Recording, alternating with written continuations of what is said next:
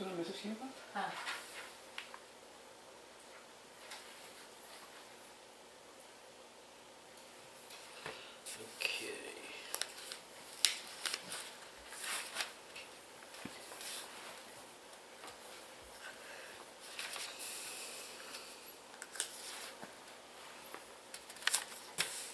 Okay, I think we're on verse 23, chapter 1.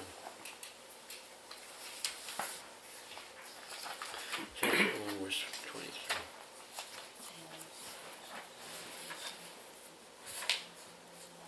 Okay, can read.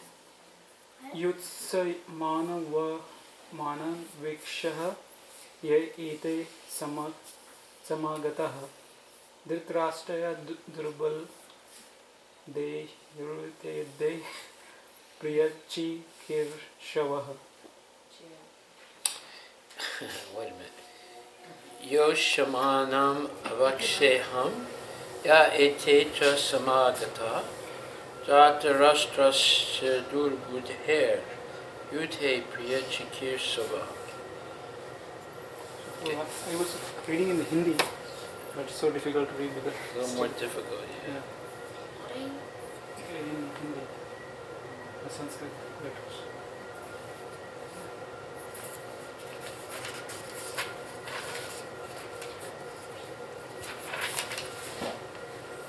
Let me see those who have come here to fight, wishing to please the evil-minded son of Dhritarashtra.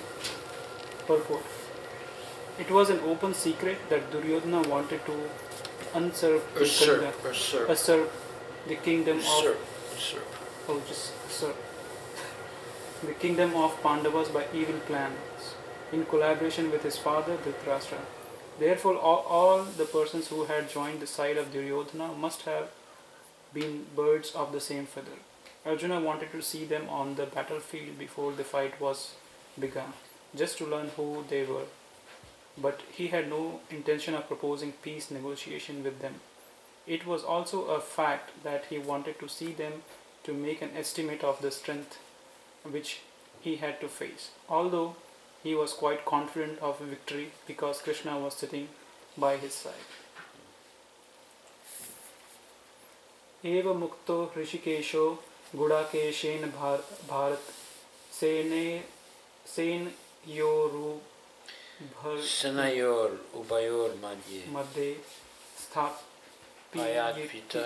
rathot mama Sapayitva.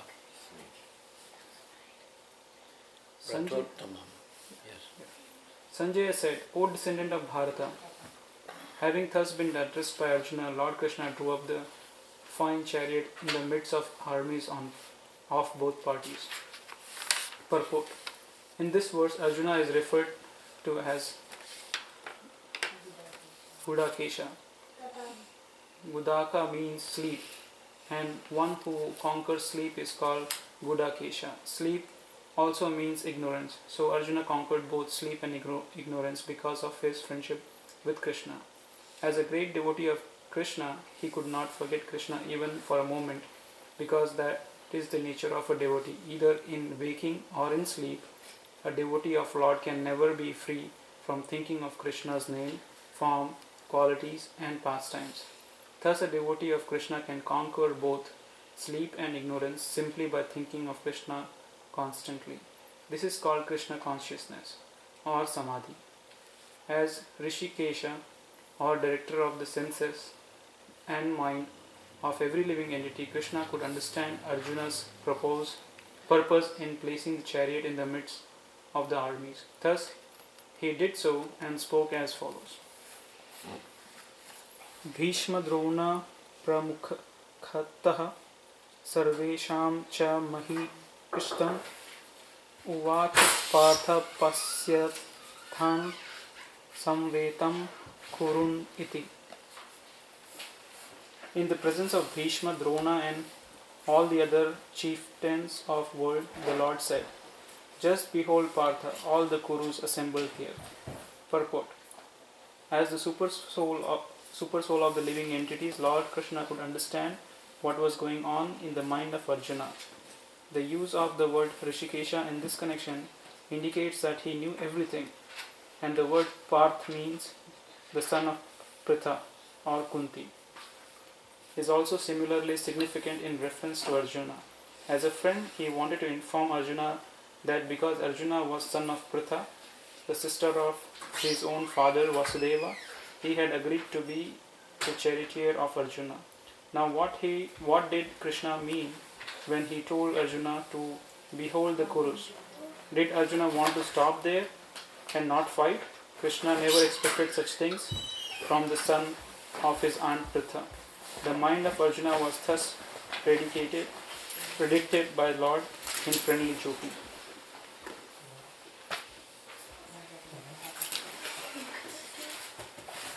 Tatra pasyet hitam pratham kritinah pita mahan acharya na matuni lar hritya putra potra sikhastah Swaruran Surahdas Shava Senior Ubar Abhi.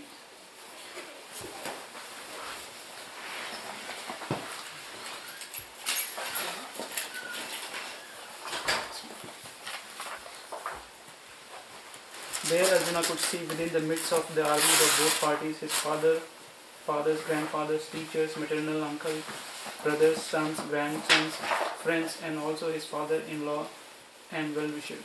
Purport. On the battlefield, Arjuna could see all kinds of relatives. He could see persons like Bhurishravaha, who were his father's contemporaries, grandfathers Bhishma and Somadatta, teachers like Dronacharya and Kripacharya, maternal uncles like Salya and Shakuni, brothers like Duryodhan, son like Lakshmana, friends like Aswasthama, well-wishers like Kritvarma, etc. He could see also the armies which contained many of his friends.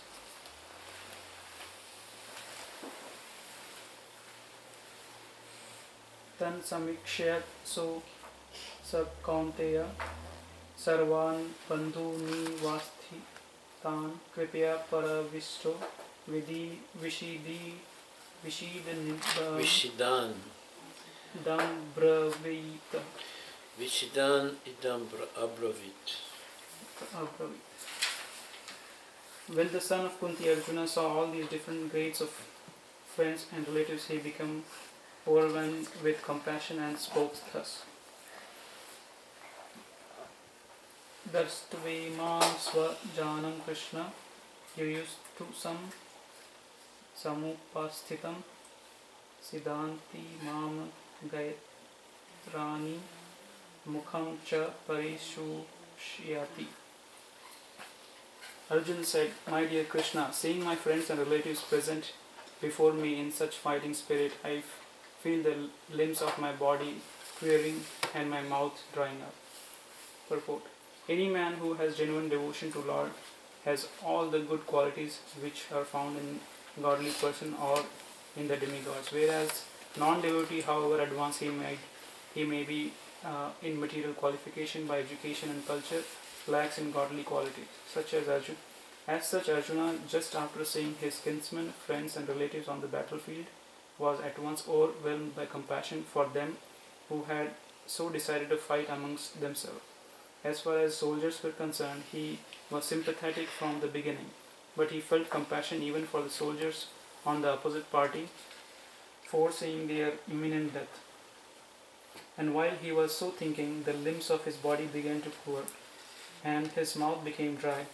He was more or less astonished to see their fighting spirit. Practically the whole community, all blood relatives of Arjuna, had come to fight with him. This overwhelmed kind devotee like Arjuna. Although it is not mentioned here, still one can easily imagine that not only were Arjuna's body limbs were quivering and his mouth drying up, but he was also crying out of compassion. Such symptoms in Arjuna were not due to weakness, but to his soft-heartedness, a characteristic of pure devotee of the Lord. It is said, therefore, Yasyasti bhakti bhagavat yakinchana sarva gunas tatra samaste sura arava bhaktasya kato mahas gana Manoratanasti Dhavato By. One who has unflinching devotion for the personality of Godhead has all the good qualities of the demigod. But one who is not a devotee of Lord has only material qualifications that are of little value. This is because he is hovering on the mental plane and is certain to be attracted by glaring material energy. So this is a very famous verse. Prabhupada quotes it often, and it's good to understand this. Sometimes people have difficulty understanding this because this seems to be very, let's say, exclusive. In other words, he's saying a pure devotee, he has all the good qualities.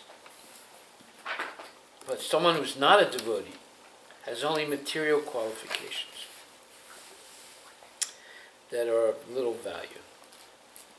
This is because he is hovering on the mental plane and is certain to be attracted by the clearing material energy. Now, what does this mean exactly? Because we see there are many people in life that have what we consider good qualities.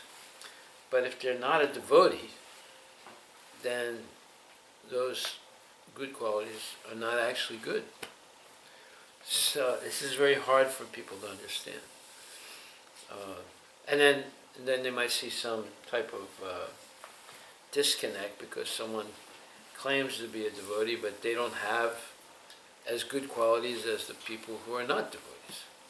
So what does this all mean? The key is understanding when it says they're hovering on the mental plane. This manoratanasati, on the chariot of the mind, the Dhavato By. So you have to understand the difference between the mind and the intelligence to understand this phrase, manoratanasati Dhavato By. What does the mind do? The mind is the sixth sense. So it receives all the impressions of the other senses. And it registers them and quickly makes a judgment not based on foresight or not based on real discernment, but based on feelings. So the mind will accept and reject rather quickly. And if the mind is corrupted by the false ego, then it will accept and reject on the basis of sense gratification, which is a terrible criterion for determining things.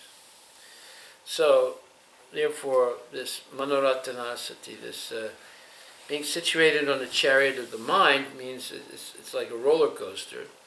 People accept and reject things without careful consideration of long-term good and of long-term good or bad. So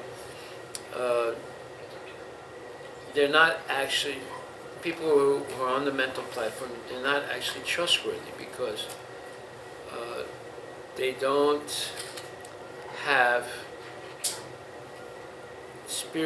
genuine spiritual qualities. What is a genuine spiritual quality? It is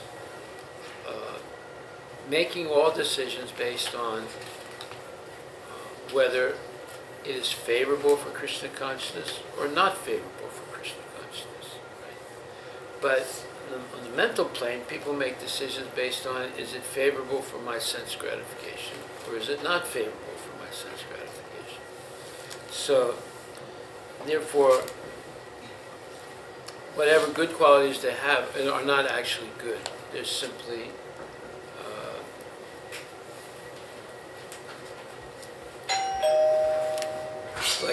it's like a temporary embellishment that has no real substance to it. Okay, so what would be a practical example of this?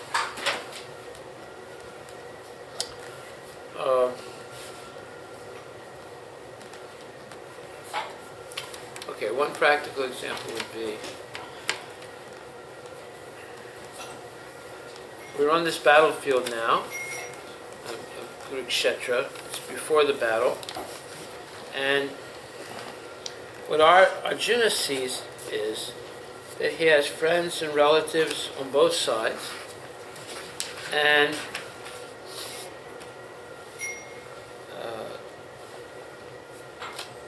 they're eager to fight. And this is overwhelming to Arjuna.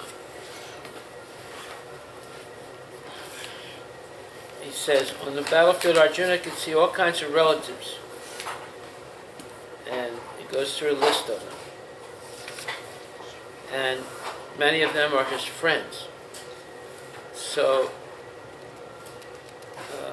in Arjuna's mind, and they were eager to fight. They were like ready for the fight, ready for the slaughter. And Arjuna, as a devotee, he is overwhelmed with compassion for them. But they're not like that. The other people are not. They're ready for fighting. And they're going to fight against their own people, basically, all related and people. So, therefore, on a mental platform, people can do things like that. But when Arjuna is looking at things somewhat spiritually, he can't, he's hesitant because, how can he kill people that, he has such a close relationship with, and he has so much respect for. So that's a different. The mental platform, people, become convinced by political speeches, by nationalism, by family attachments. They become quickly convinced, and they can go from. The pendulum can swing from one side to the other based on those type of shallow considerations. A shallow consideration means personal benefit. So personal benefit for sense gratification, but not personal benefit for long-term salvation from the cycle of birth and death. So that's the mental platform. The mind will accept and reject, usually on the basis of sense gratification. Now, the intelligence, on the other hand, if the intelligence is active, it will consider things on the basis of Krishna consciousness. So you see, there's definitely a difference between the mind and the intelligence. The intelligence has the power of discernment. That's if the intelligence is clear. It has the power of discernment to see if something is of short-term benefit or long-term benefit. And long-term benefit is actually beneficial for going back to Godhead. So, but the mind will quickly make a decision. I like this person or I don't like this person based on impressions and personal, let's say, prejudices. Okay, so Arjuna is overwhelmed, yeah. How do you see the long-term benefits? Because when the problems are surround you, then you see only short-term.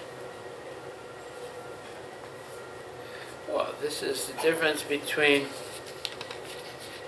the intelligence and the mind. The intelligence that's spiritually oriented will only will be able to see whether something is beneficial in the long term for Krishna consciousness,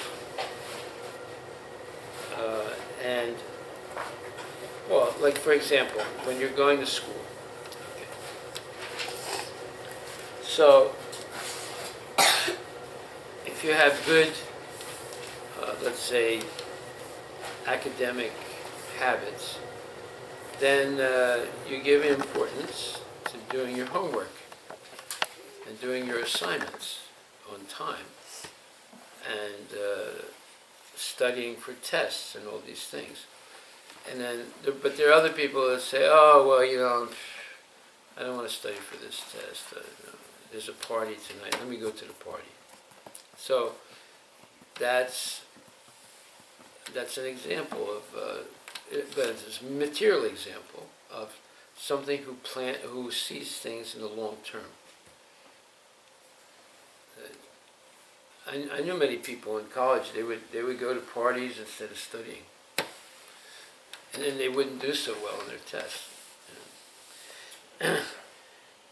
Whereas the people who forgot about the parties but just were studying for their tests, they did well, and then they went on to having good careers. Because the ones who were the party animals, they didn't get such good grades because they were not focusing on what's the immediate thing. They didn't have a long-term goal. They were not fixed on it. So the long-term goal is Krishna consciousness. So now, if we look in the 6th chapter, we'll see something interesting.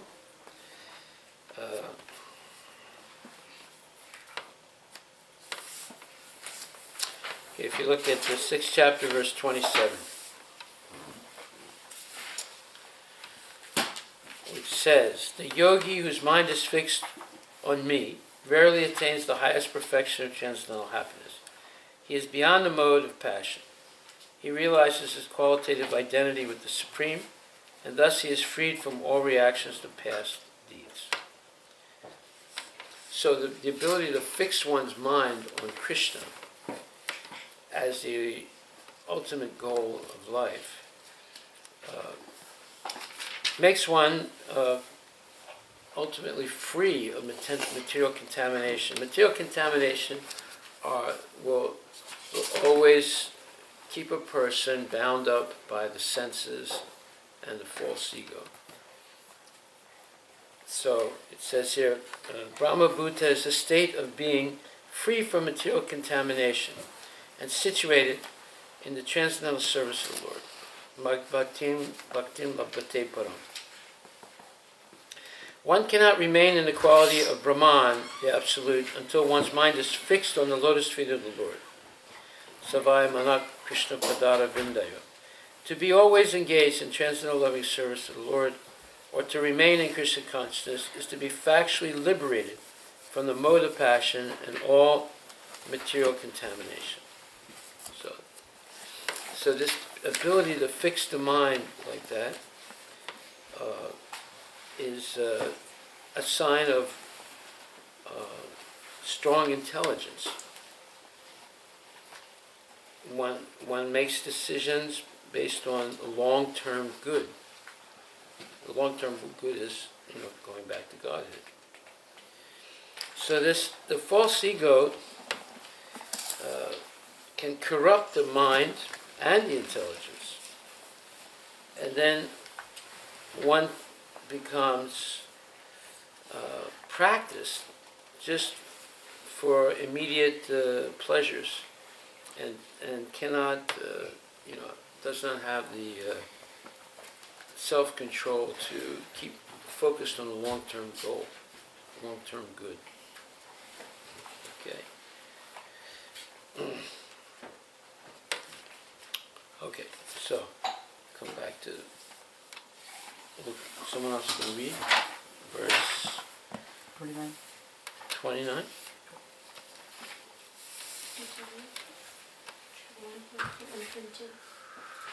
Let's start from 29.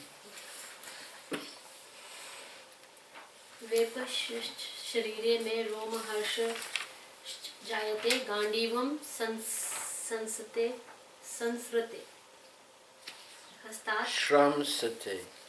श्रमसते Hastat tvak chev paridhite. My whole body is trembling. My hair is standing on end. My bow gandiva is slipping from my hand, and my skin is burning. There are two kinds of tremblings of the body, and two kinds of standing of the hair on end. Such phenomena occur either in great spiritual Ecstasy. ecstasy or out of great fear under material condition. There is no fear in transcendental realization. Arjuna's symptoms in this situation are out of material fear, namely loss of life. This is evident from other symptoms also. He became so impatient that his famous bow, Gandiva, was slipping from his hands, and because his heart was burning within him, he was feeling a burning sensation of the skin. All these are due to a material conception of life. Material conception of life.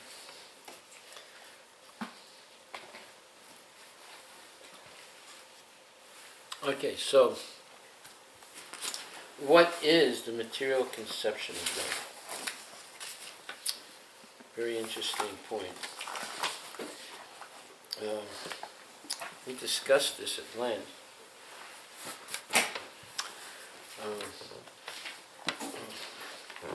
Material conception of life is explained in the 14th chapter.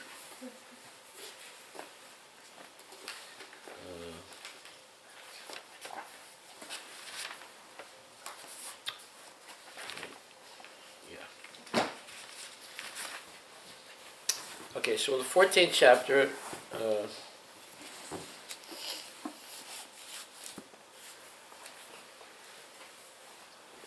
verse 22 to 25.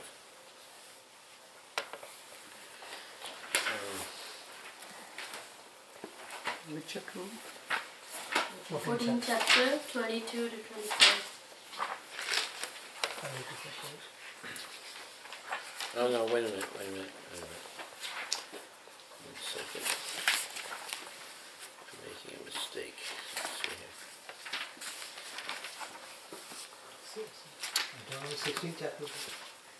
No, 1 second. Huh? This is 16th chapter. Yeah, also, but no, 1 second.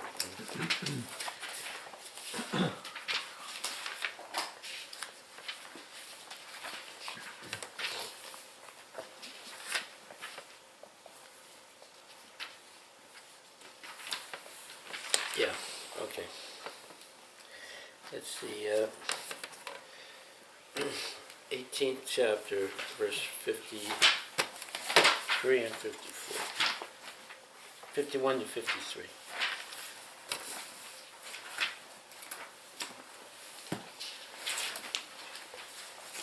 So everything that's in this verse, just the opposite of it, is the material conception of life.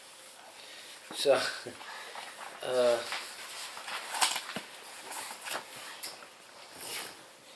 in the material conception of life, one considers sense gratification as the goal of life. One has no control. One is attracted to the objects of the senses. He becomes attached, and he has jealousies and hatreds, and he's not able to control the mind and sit in one place quietly and meditate. He eats more than required, cannot control the body and mind, has false ego because he accepts the body as himself. He wants to make the body fat and strong by accepting so many material things. And he has a strong bodily concept of life. Becomes falsely proud. Is never satisfied. and easily gets angry in the absence of sense gratification. Is always hankering to acquire many different objects of the senses, and develops very strong material attachments, and considers himself a proprietor, and doesn't have any patience for spiritual life. These are different aspects of the material conception of life. So here we see another thing is, it says that he became Arjuna became impatient. Right? You just read that, right?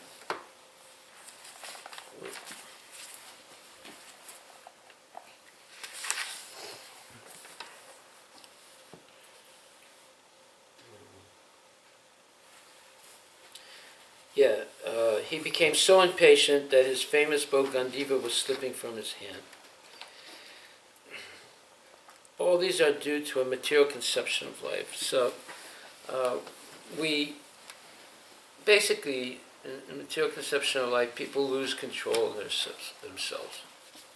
And they get easily overwhelmed, they get easily confused, they are strongly attached to material things, and they don't have patience. They always want, immediate gratification. Okay, so then Arjuna, he's losing control of himself due to material attachment to his family members, and his desire to, although he's a good-hearted person, but he's overwhelmed by material attachment, and therefore he's basically confused and paralyzed. Yeah.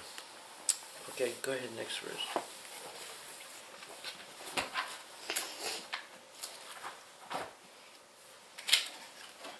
Somebody can read. Nacha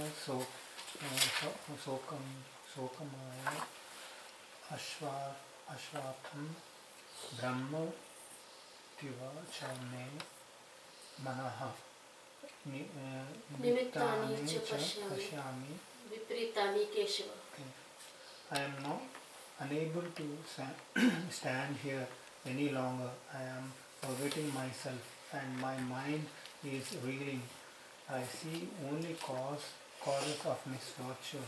O Krishna, killer of the Keshi demon. Therefore, due to his impatience, Arjuna was unable to stay on the battlefield, and he was forgetting himself on account of his weakness of his mind. Excessive attachment for material things puts a man in such a bewildering condition condition of existence. Bhayam dvitiya vinivesata syat. Such fearfulness and loss of mental equilibrium take place in persons who are too affected by material conditions. Arjuna envisioned only painful reverses in the battlefield. He would not be happy even by gaining the victory over the foe. The word nimityani viparitani are significant. When a man sees only frustration in his expectation, he thinks, why am I here? Everyone is interested in himself and his own welfare. No one is interested in Supreme Self. Arjuna is showing ignorance of his real self-interest by Krishna's will. One's real self-interest lies in Vishnu or Krishna. The conditioned soul forgets this and therefore suffers material pains. Arjuna thought that his victory in the battle would only be a cause of lamentation, lamentation for him. Yeah, so this is the, you can call it the panic of a materially attached person. When they see that they're going to lose all their attachments, they go into a state of panic. And they lose the equilibrium of their mind. So excessive attachment for material things puts a man in such a bewildering condition of existence. So what is, now this is the material conception of life. Now what is the spiritual conception of life? Well, that is explained in the 16th chapter. Oh, I'm sorry. The 14th chapter, 22nd to 25th verse. It's explained in many different places in Bhagavad Gita, but let's take a look. 14th chapter, 22nd to 25th verse.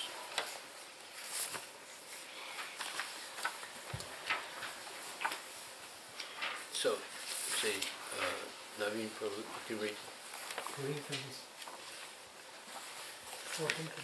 Yeah.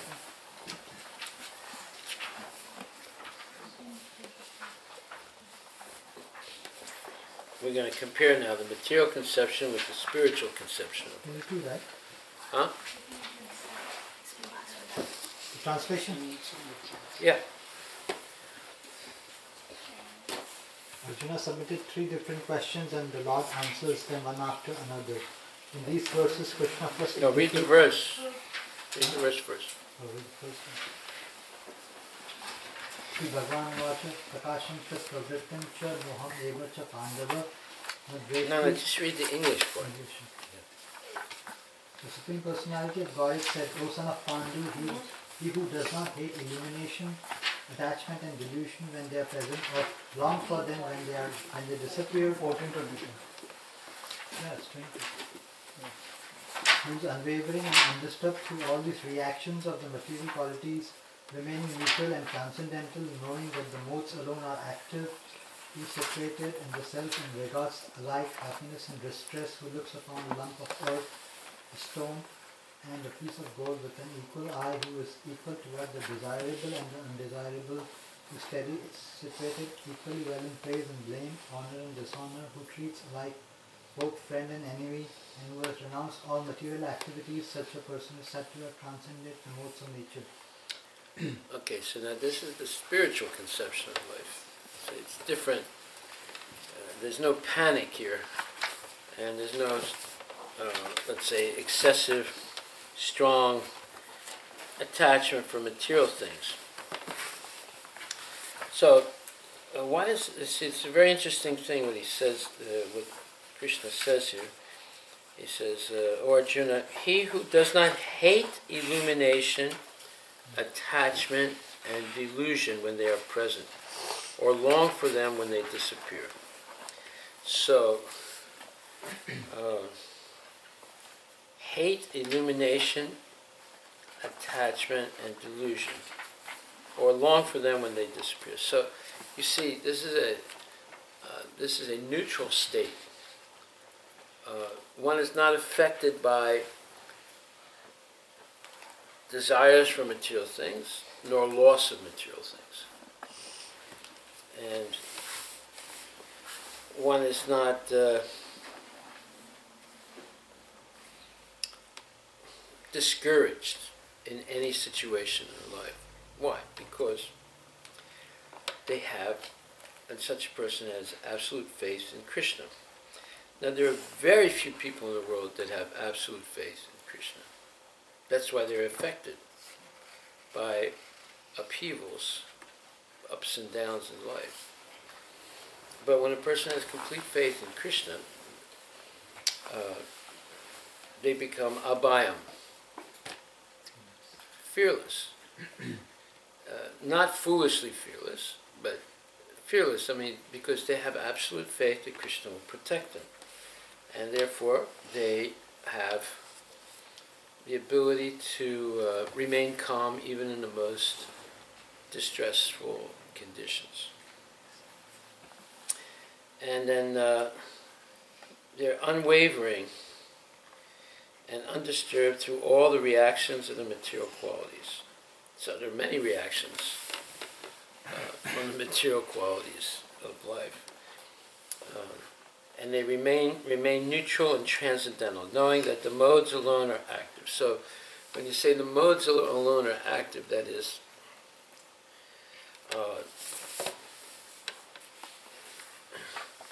whenever we see any situation in life, we should not become bewildered by it, because the soul is independent of whatever is happening in the material world. This is explained in the 5th chapter, 14th verse. Let's take a look at that.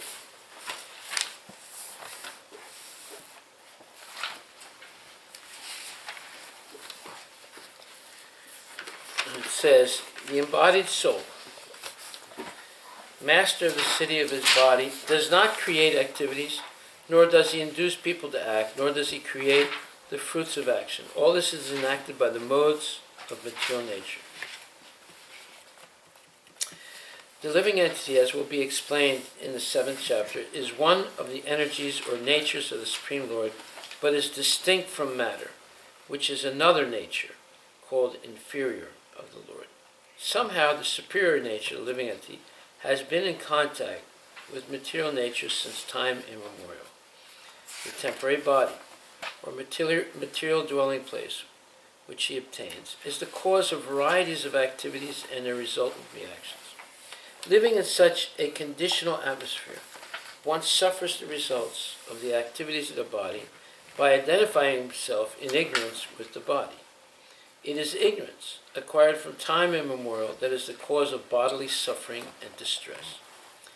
As soon as the living entity becomes aloof from the activities of the body, he becomes free from the reactions as well. As long as he is in the city of the body, he appears to be master of it, but actually he is neither its proprietor nor controller of its actions and reactions. He is simply in the midst of the material ocean, struggling for existence. The waves of the ocean are tossing him, and he has no control over them.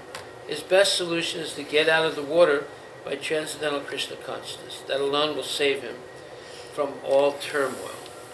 So, this is a brilliant explanation of the real situation of everyone in the material world.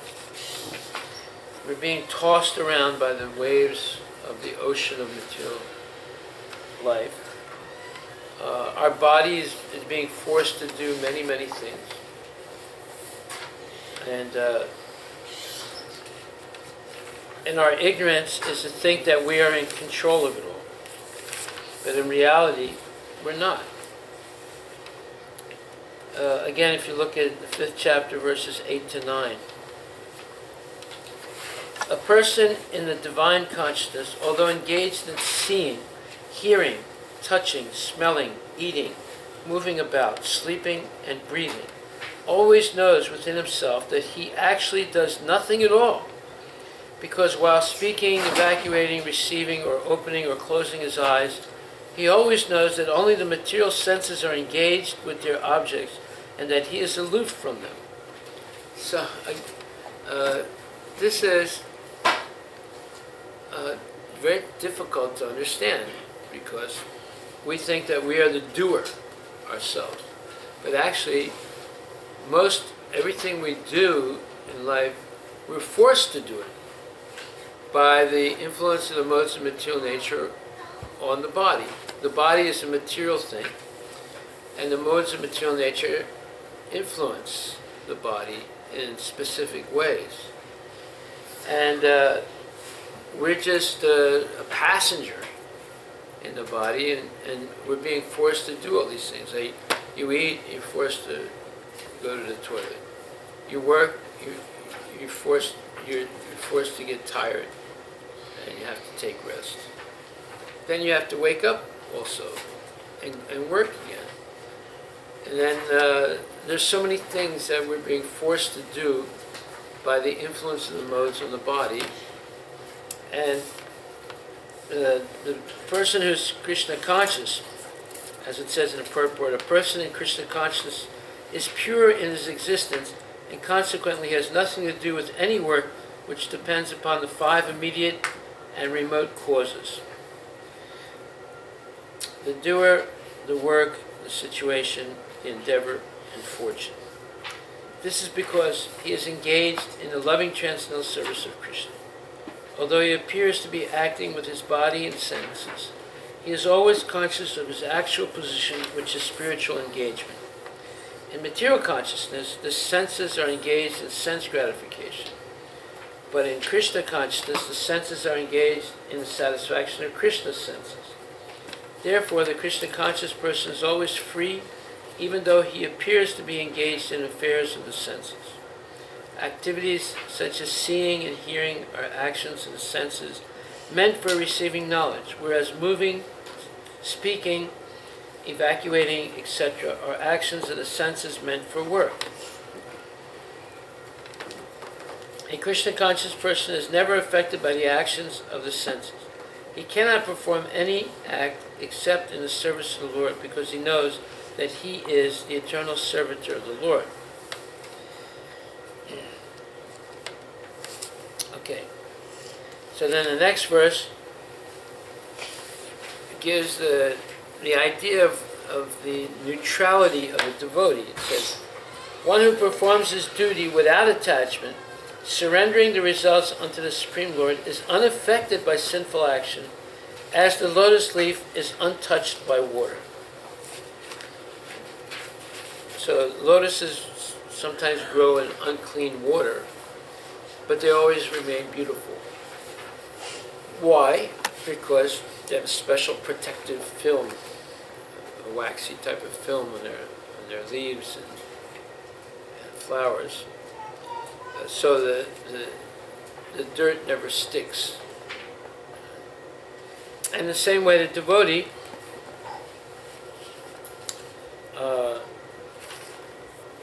is never affected by whatever actions he performs, because everything he does it under supervision of spiritual authority, and he offers the result to Krishna. Therefore, is not affected by any.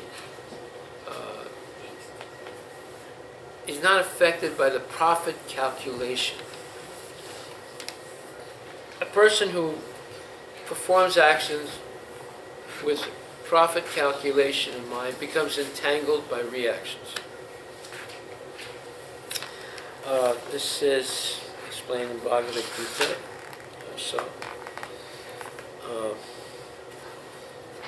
To think where that is. But anyway, here we see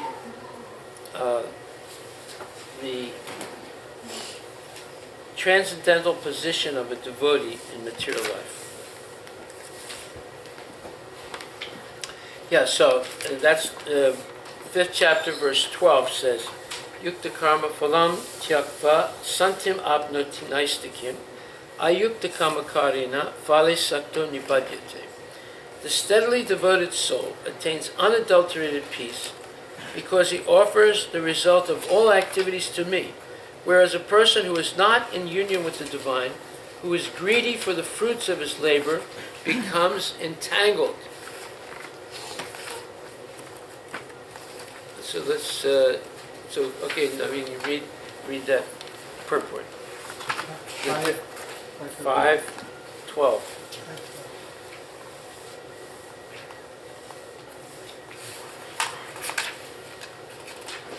Or somebody else, you can read. Go ahead. 5:12. The steadily devoted soul attains unadulterated peace because he offers the result of all activities to me, whereas a person who is not in union with the divine, who is greedy for the fruits of his labor, becomes entangled. Purport. The difference between a person in Krishna consciousness and a person in bodily consciousness is that the former is attached to Krishna, whereas the latter is attached to the results of his activities. The person who is attached to Krishna and works for him only is certainly a liberated person, and he has no anxiety over the results of his work. In the Bhagavatam, the cause of anxiety over the result of an activity is explained as being one functioning in the conception of duality, that is, without knowledge of the absolute truth. Krishna is the supreme absolute truth, the personality of Godhead. In Krishna consciousness, there is no duality. All that exists is a product of Krishna's energy, and Krishna is all good. Therefore, the activities in Krishna consciousness are on the absolute plane. They are transcendental and have no material effect. One is therefore filled with peace in Krishna consciousness, but one who is entangled in profit calculation for sense gratification cannot have that peace. Now this is the secret of Krishna consciousness, realization that there is no existence beside Krishna and the platform of peace and fearlessness. So now here, this is the quintessential verse and purport. This explains exactly the transcendental position of a devotee. And the key phrase here is that one who is entangled in profit calculation for sense gratification cannot have peace. They cannot have peace. Every time they do something, they do it in terms of, what is the profit for me? They have no consideration at all for Krishna. And there's this one person that comes to the temple.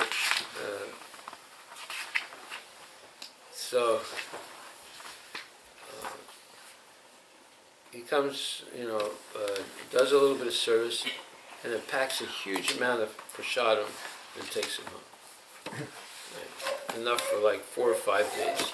So he comes every 4 or 5 days, packs, does a little bit of service, but minimal, and then packs a huge amount of prasadam. So one day I stopped him and I said that, if you take care of Krishna, Krishna will take care of you. But if you just come and take from Krishna and don't do anything for Krishna, then you're always going to be in anxiety in your life. I mean, this person has a lot of anxiety. His life is a complete mess. So I said, if you don't take care of Krishna, he's not going to take care of you.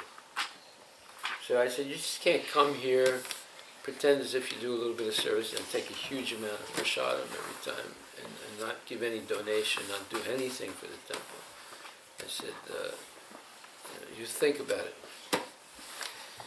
So, then a couple weeks later he came, he gave me $1,200 for the temple. And after that, he was able to get a job. He had been looking for a job for 2 years. He kept getting turned down.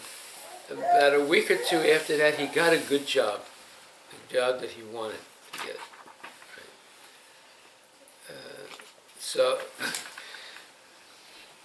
if we're always thinking about how to take something from Krishna, then or if we never want to give anything to Krishna, then, you don't take care of Krishna, he doesn't take care of you. That's all. Very simple, So I had to say it in an American way so you can understand it, right? I mean, we usually don't say you take care of Krishna, he takes care of you. But that was a language that he could understand. Right? And he had been suffering for a long time, looking for a job and all other different problems. And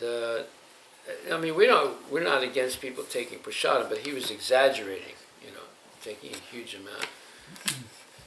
But anyway, he understood, and he made a sacrifice. He gave $1,200. Right? This only happened a couple of months ago.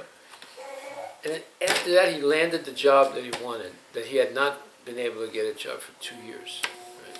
So here it says, but one who is entangled in profit calculation for sense gratification cannot have peace.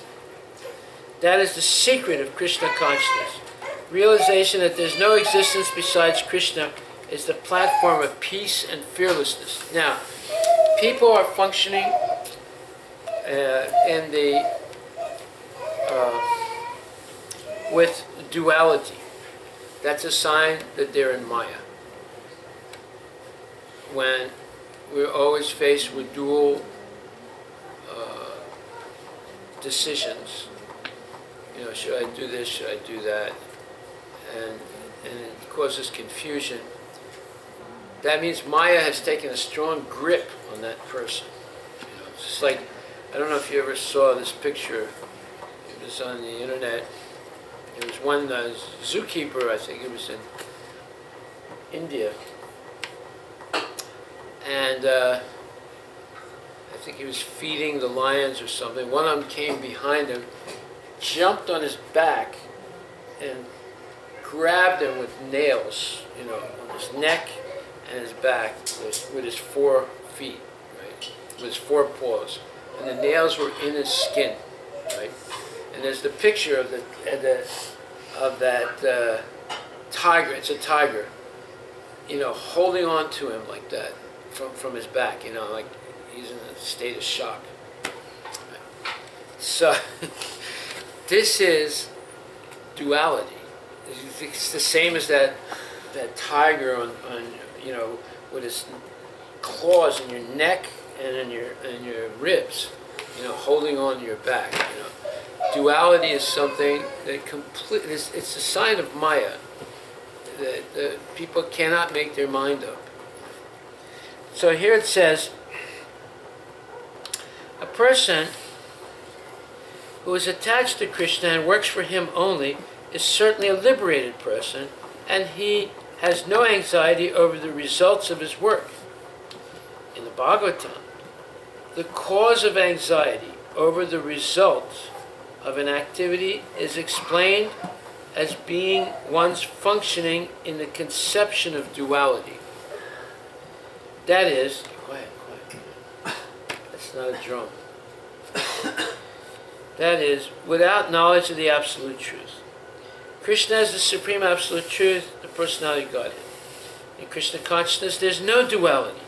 All that exists is a product of Krishna's energy, and Krishna is all good. Therefore, activities in Krishna consciousness are on the absolute plane. They are transcendental and have no material effect. One is therefore filled with peace in Krishna consciousness. But one who is entangled in profit calculation for sense gratification cannot have that peace. This is the secret of Krishna consciousness.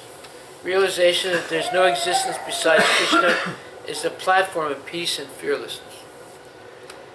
So, the problem is people don't really believe in Krishna, and don't have faith in Krishna. Therefore, the tiger has got them from the back. You know, they got 2 claws in the neck, 2 claws in the ribs, and you know, it's holding on like this. You know, and the claws are going deeper into the skin. And then, what does a tiger do? He bites the neck. He bites the jugular. This is the way he kills animals, and they kill human beings like that too. Once they have a grip like that, then they bite the jugular, and the person or the animal dies. So this is what happens when we don't really have faith in Krishna, but we have a lot of faith in material acquisitions and greediness and things like that. Then we're overwhelmed with duality, and life is a mess. So this is a very important verse, and why are we reading it? Because this is what happened to Arjuna. It says here,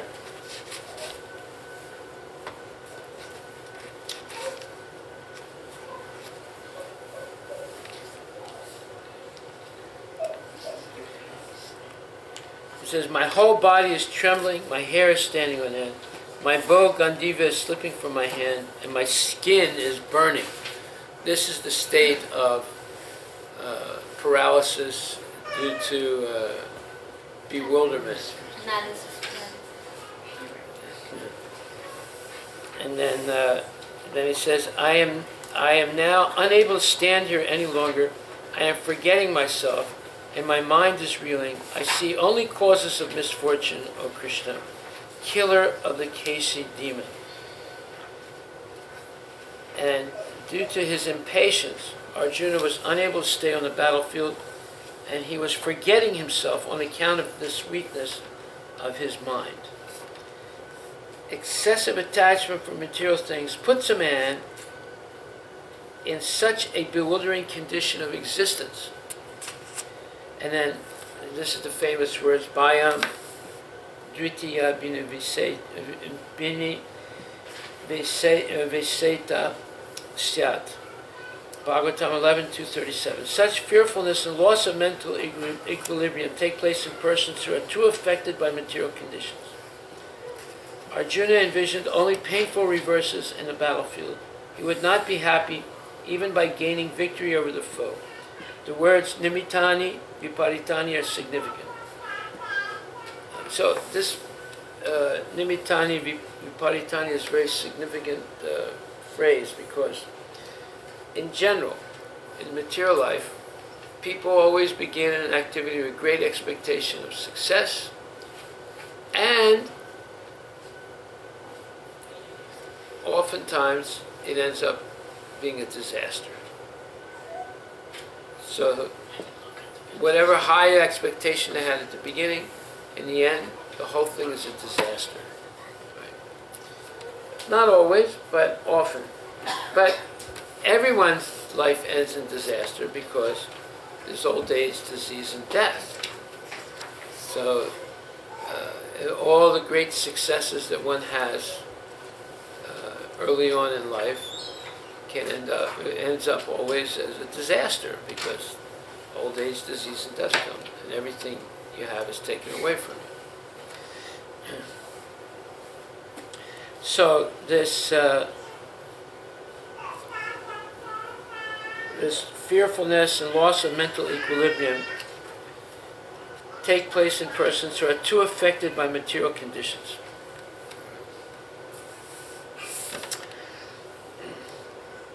Okay. That's one becomes too affected by material conditions because they don't accept that Krishna is the proprietor, and they're trying to be the proprietor themselves and dominator. And the harder they try to do that, the more they become victimized by material nature. It's impossible to overcome the material nature. Daivihi esa gunamai, mama maya durate afu. The 7th chapter, 14th verse. Krishna says that this material energy of his is impossible to overcome. But yet everyone's trying to control it and exploit it in the material world. But it's impossible to overcome. Therefore, but one who surrenders to Krishna can easily overcome it.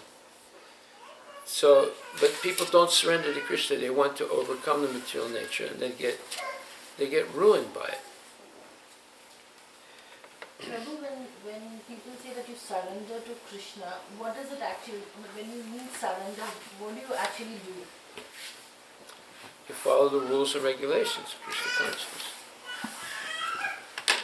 Right. There's 4 things that you don't do, 4 things that you do. Right? No meat eating, no gambling, no illicit activities, no intoxication. Right? Regularly chanting Hare Krishna, minimum of 16 rounds. Regularly reading and discussing Bhagavad Gita. Regularly eating only Mahaprasada. Right? And regularly doing service in the temple. So that's what it means. You surrender to Krishna by following his instructions. Just like Arjuna tells Krishna, Karishe vachanam tava. Now I'm ready to do whatever you tell me to do. So that means someone is surrendered to Krishna. Follow his instructions. Just like you want your children to follow your instructions, don't you? Yeah, they do sometimes. Huh? They do. Yeah, but you want them to do that. Yeah. I mean, you wouldn't feel good if every time you tell them to do something, they say, no, I'm not going to do it. No, they do. I know.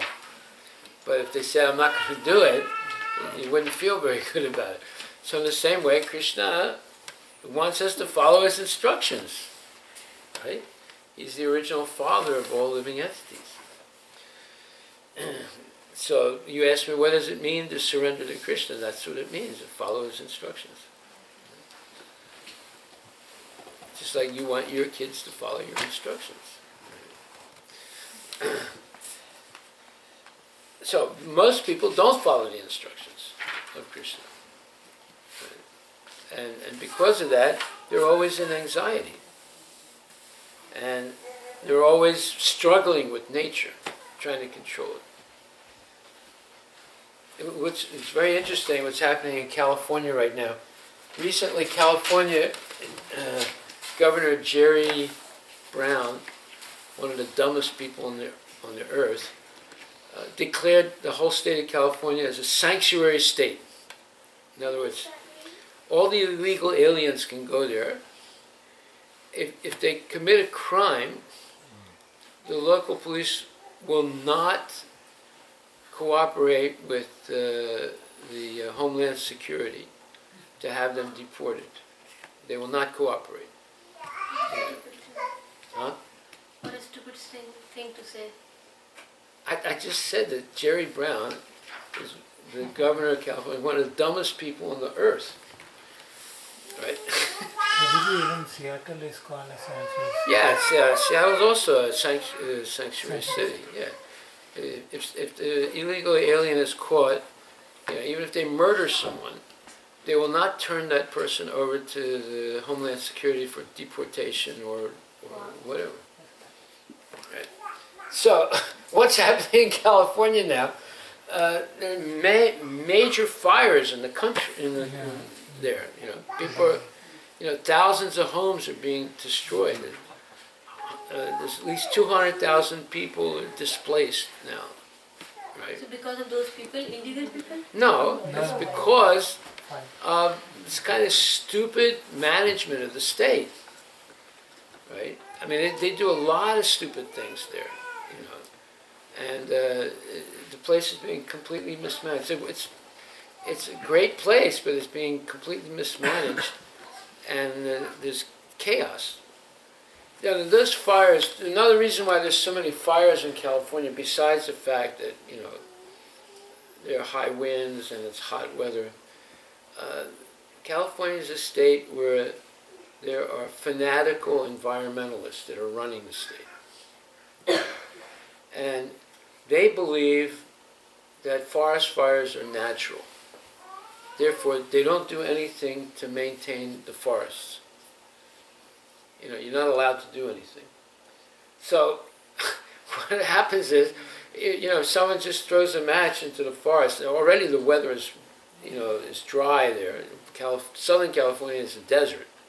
If it wasn't for the Hoover Dam, the place would be a desert, but they dam the water from the Colorado River and they feed it into Southern California, so that the place becomes like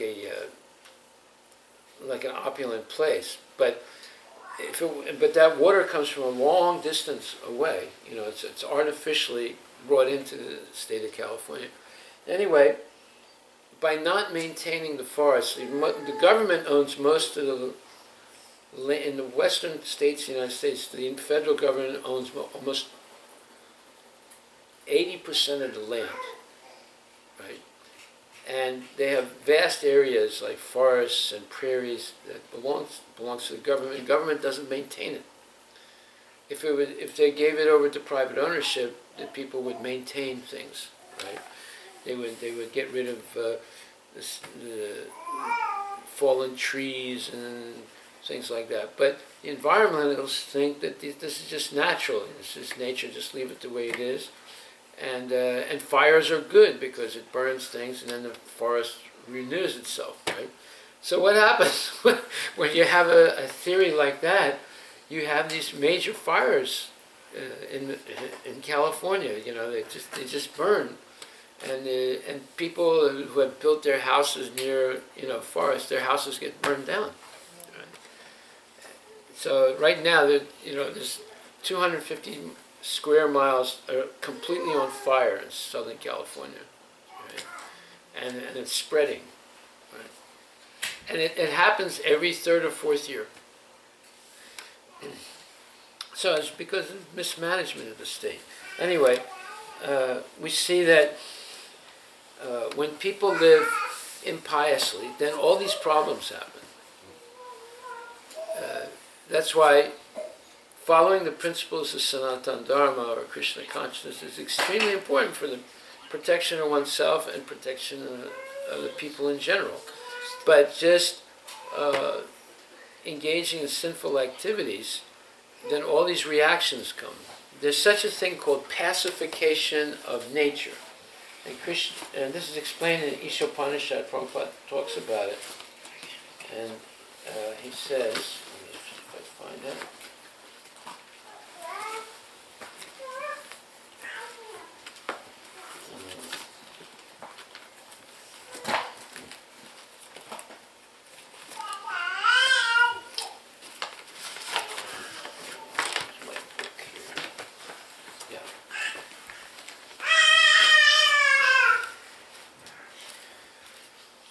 Prabhupada says,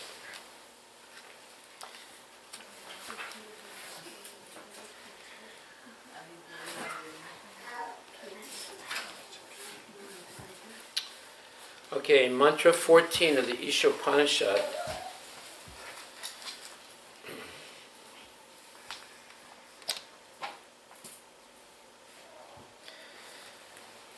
this is the Lord's last instruction in Bhagavad Gita. Sarvadharman parityajya mamekam saranam braja. Give up all other processes and just surrender unto me alone. Unfortunately, foolish men have misinterpreted this prime teaching and misled the masses of people in diverse ways. People have been urged to open hospitals, but not to educate themselves to enter into the spiritual kingdom by devotional service. They have been taught to take interest only in temporary relief work, which can never bring real happiness to the living entity. They start varieties of public and semi-governmental institutions to tackle the devastating power of nature, but they don't know how to pacify insurmountable nature. Many men are advertised as great scholars of the Bhagavad Gita, but they overlook the Gita's message, by which material nature can be pacified. Powerful nature can be pacified only by the awakening of God consciousness, as clearly pointed out in the Bhagavad Gita 7.14.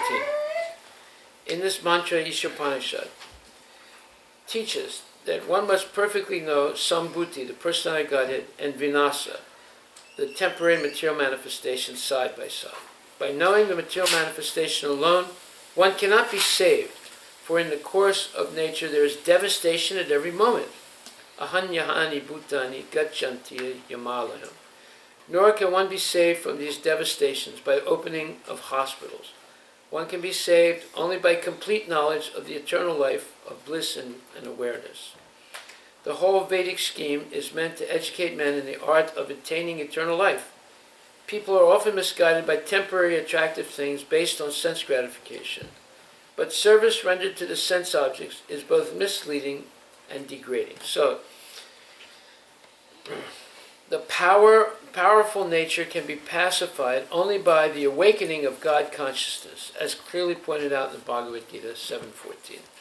Daivi esa gunamaya mama maya dharatyaya.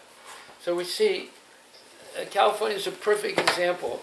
It's the government is completely atheistic. The schools are atheistic. There's all kinds of perverted behavior going on in that state. And the end result is this tremendous suffering. The whole state is in chaos right now. Right? That's why it's very important to cultivate Krishna consciousness. Not only can pacify your mind, you can pacify nature by doing it. Right? Okay, so now we're on verse 31. Someone can read verse 31.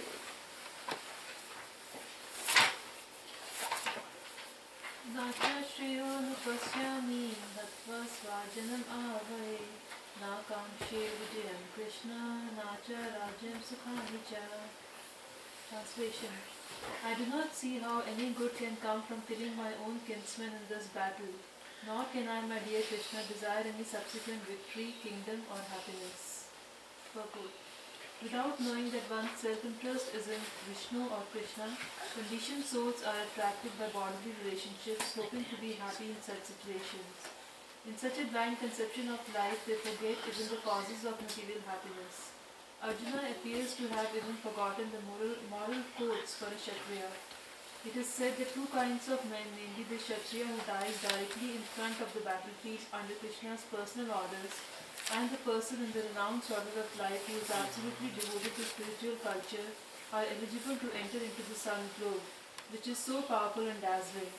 Arjuna is reluctant even to kill his enemies, let alone his relatives. He thinks that by killing his kinsmen there would be no happiness in this life, and therefore he is not willing to fight, just as a person who does not feel hunger is not inclined to cook.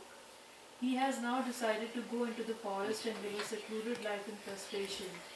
But as a Kshatriya, he requires a kingdom for his subsistence, because the Kshatriyas cannot engage themselves in any other occupation. But Arjuna has no kingdom. Arjuna's sole opportunity for gaining a kingdom lies in fighting with his cousins and brothers and reclaiming the kingdom inherited from his father, which he does not like to do. Therefore, he considers himself fit to go to the forest to live a secluded life of frustration.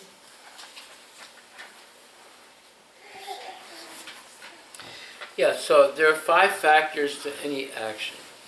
There's the place of the action, which is the body. There is the person, the senses, the endeavor, and there's Krishna. So the first 4 things are material causes of action. And the 5th thing, Krishna, is the ultimate goal of all action. So most people never consider Krishna when they make a decision to act. They only consider the first 4 things. And that's the problem with Arjuna here. Krishna is standing right in front of him, but he's so overwhelmed by his mundane compassion that he's not factoring Krishna into his decision making. And therefore he's bewildered. And he's panicked, and he's impatient, and he's jumping to conclusions that are irrational, in violation of his own code of, let's say, righteousness. So we see how it's easy to fall into such a feverish mentality. Whenever we forget Krishna, we end up in a feverish, panicked mentality, and we're not able to make the right decisions. Okay, next, somebody else read.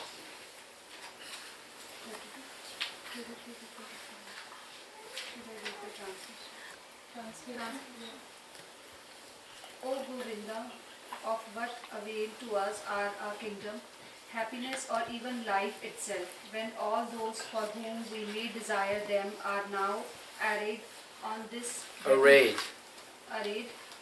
battlefield.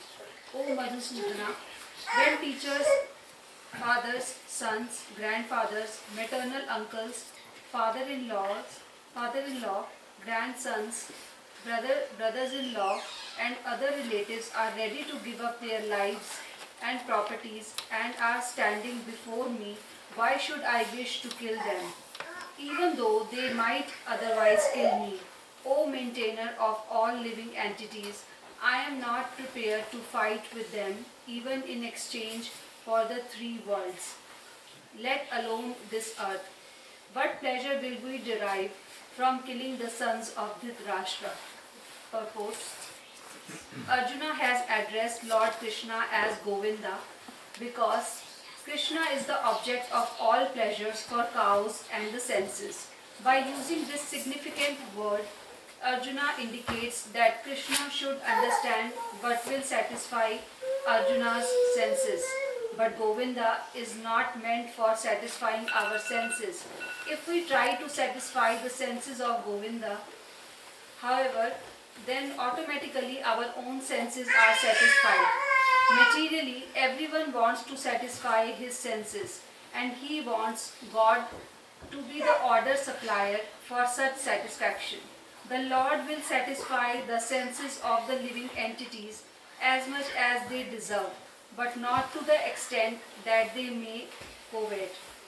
But when one takes the opposite way, namely when one tries to satisfy the senses of Govinda without desiring to satisfy one's own senses, then by the grace of Govinda, all desires of the living entity are satisfied. Arjuna's deep affection for community and family members is exhibited here partly due to his natural compassion for them. He is therefore not prepared to fight.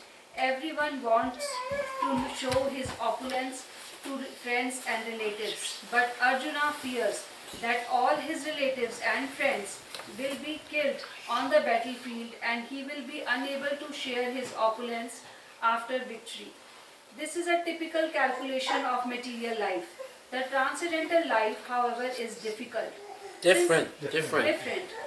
Since a devotee wants to satisfy the desires of the Lord, he can, Lord willing, accept all kinds of opulence for the service of the Lord.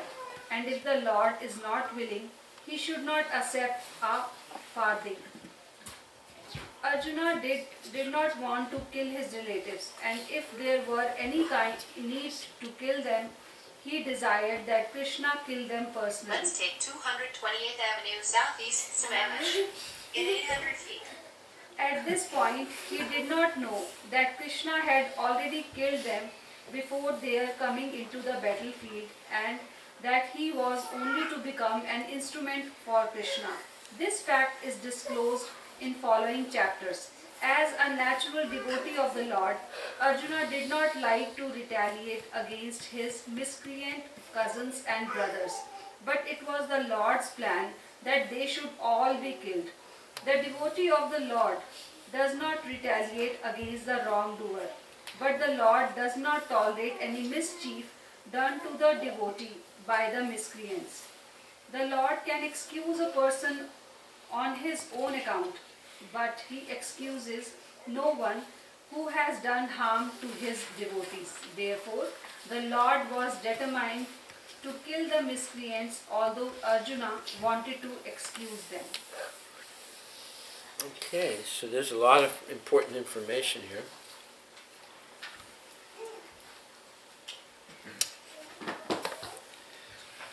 So this is the difference between materialistic following of religion and genuine spiritual following of religion. The materialistic following of religion,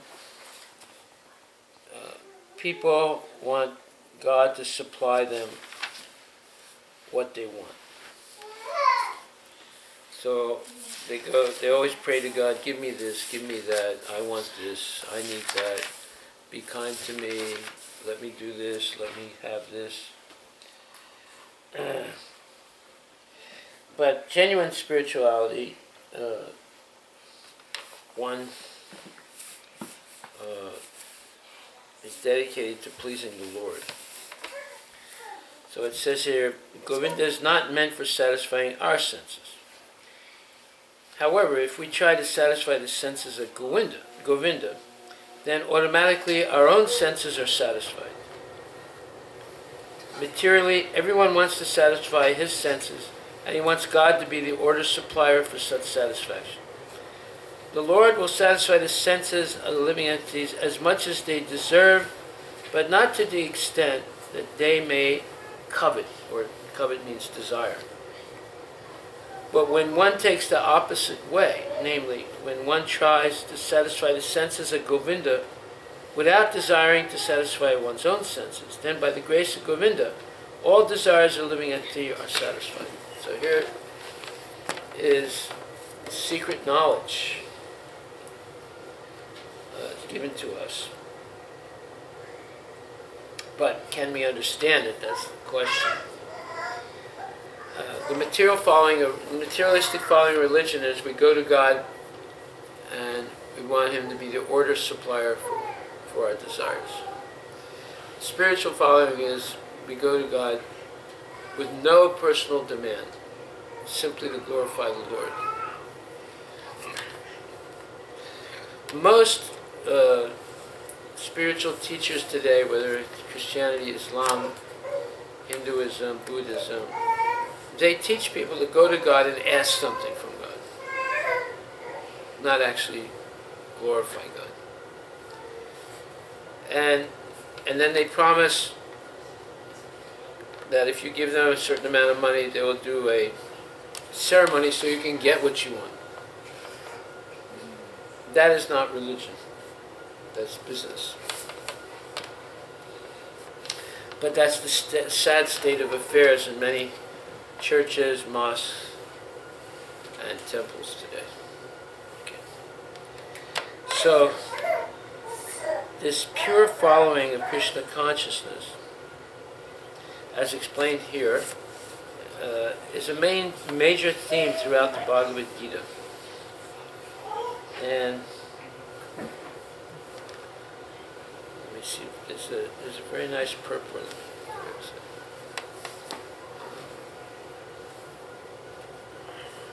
Yeah, okay.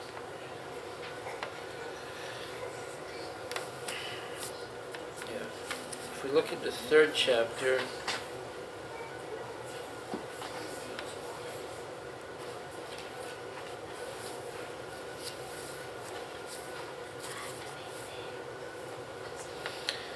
th verse.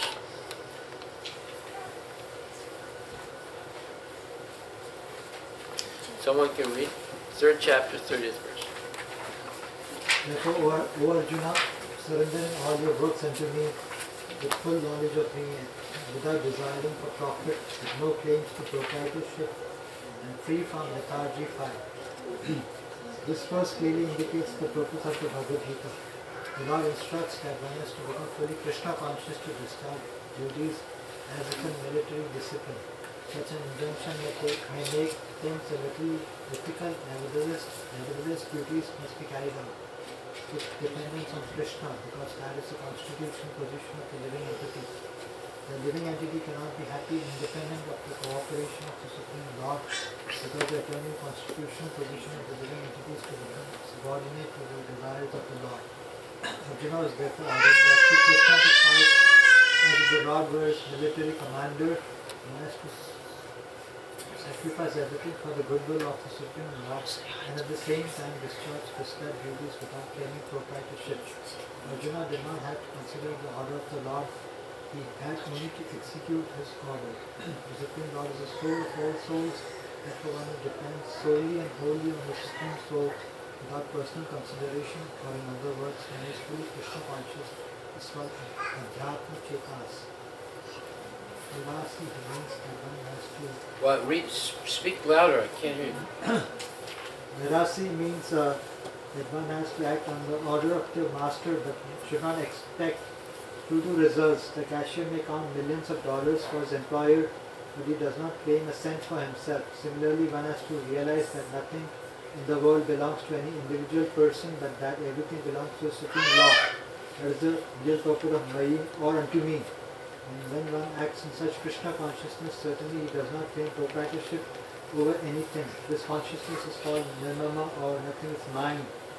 And if there is any reluctance to execute such a stern order, which is without consideration of so-called kinsmen and the bodily relationship, that reluctance should be thrown off. In this way, one may become Vikata Dwara, or without feverish mentality or lethargy. Everyone, according to his quality and position, has a particular type of work to discharge, and all such duties must be discharged in Krishna consciousness as described above. That will lead one to the path of liberation. So here is a wonderful explanation of what it means to be Krishna conscious. What we don't understand is that our eternal, natural, constitutional position is to be surrendered to Krishna and to be always engaged in serving the Lord.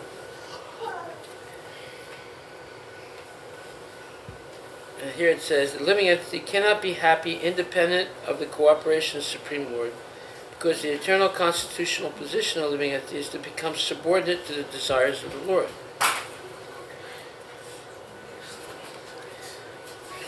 Arjuna was therefore ordered by Sri Krishna to fight as if the Lord were his military commander.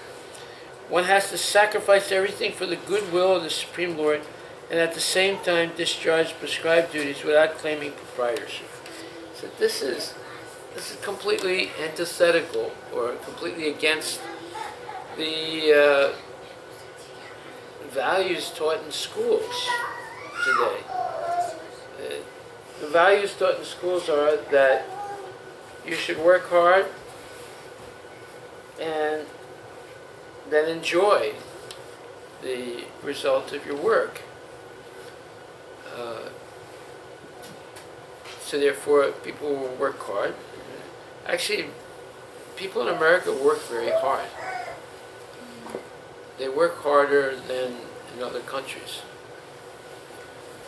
Longer hours and really, make a lot of efforts. So, IT people work harder. what's that? IT Yeah, people work harder. they work harder. Everybody. You never did any landscape work. You don't know what it's like. They work much harder. No, I mean, Americans work hard in general. And oh, by the way, now it's the lowest unemployment in modern history. Of America? Yeah, yeah. It's down to 4.1%. It hasn't, it's the lowest it's been in like 20 years. Is it due to Trump probably? Huh? Is it due to Trump? Is it Is it because of Trump? Well, it's like this. It's not. You can't exactly say it's due to him, because he's not employing the people. It's the fact that he's rolled back a lot of the or loosened a lot of the rules that Obama and the others put in place. That was discouraging companies by employing. He's not an employer, right? Yes, but he is made sure that some rules are implemented correctly.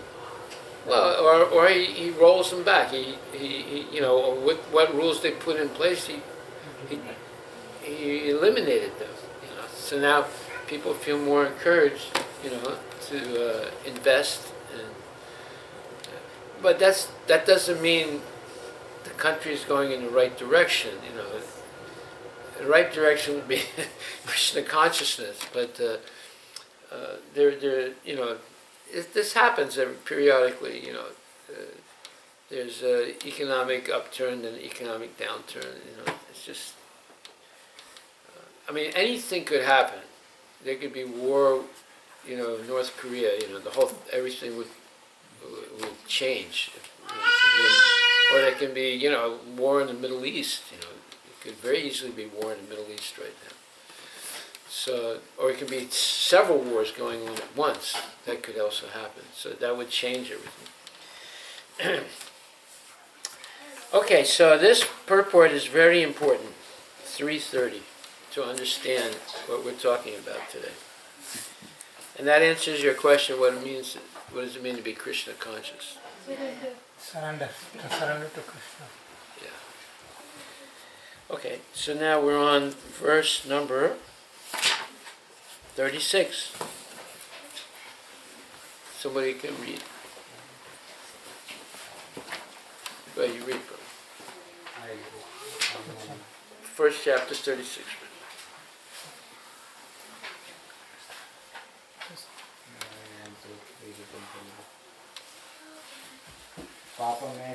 पापमे वस्त्रय दस्मान् अक्वये तना तथायिनः तस्मान्नर्हा वयं हन्तुं धात्राष्ट्रान् स्वबान्धवान् स्वजनं हि कथं हत्वा सुखिनः स्याम Madhav.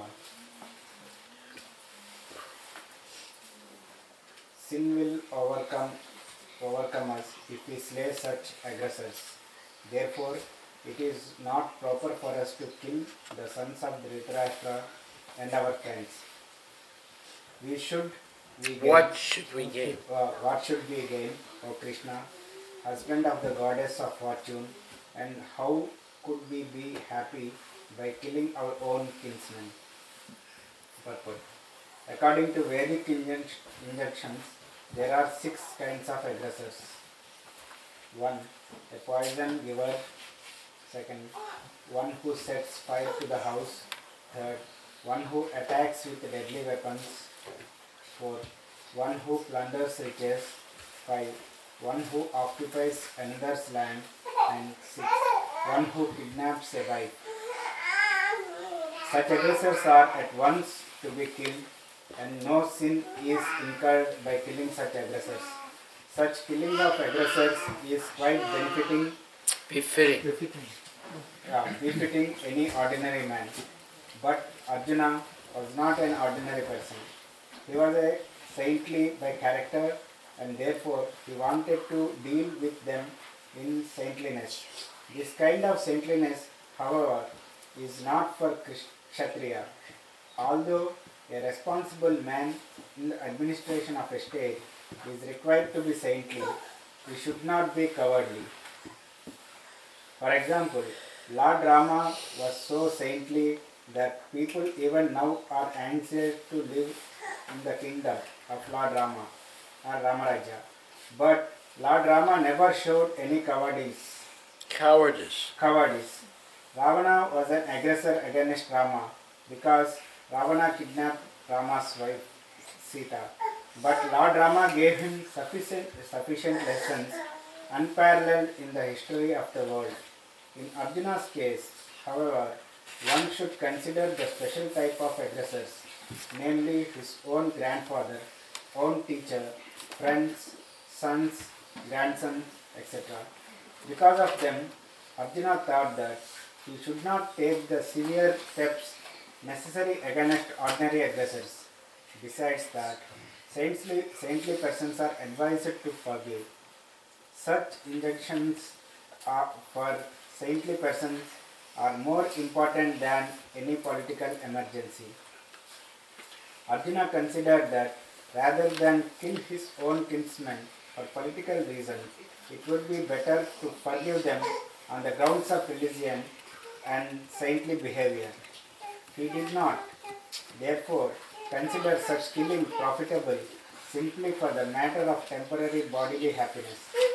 After all, kingdom and the pleasures derived therefrom are not permanent. So why should he risk his life and eternal salvation by killing his own kinsmen? Arjuna's addressing of Krishna as Madhava, or the husband of goddess of fortune, is also significant in this connection. He wanted to point out to Krishna that as the husband of goddess of fortune, he should not induce Arjuna to take up a matter which would ultimately bring about misfortune. Krishna, however, never brings misfortune to anyone, to say nothing of his devotees.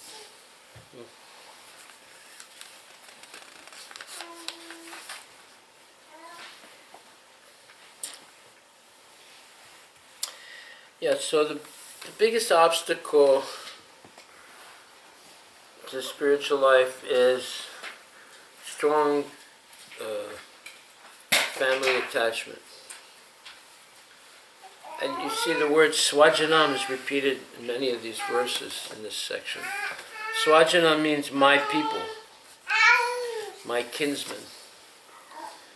And because of this strong family attachment, Arjuna is overwhelmed, and he can't function in his natural duty as a Kshatriya. In fact, he wants to give it up and live in disgrace. And then also, even though he's a Kshatriya, he's a devotee, so he has a, let's say, a softer nature. And he's willing to forgive. However, as a Kshatriya, there's certain, you can't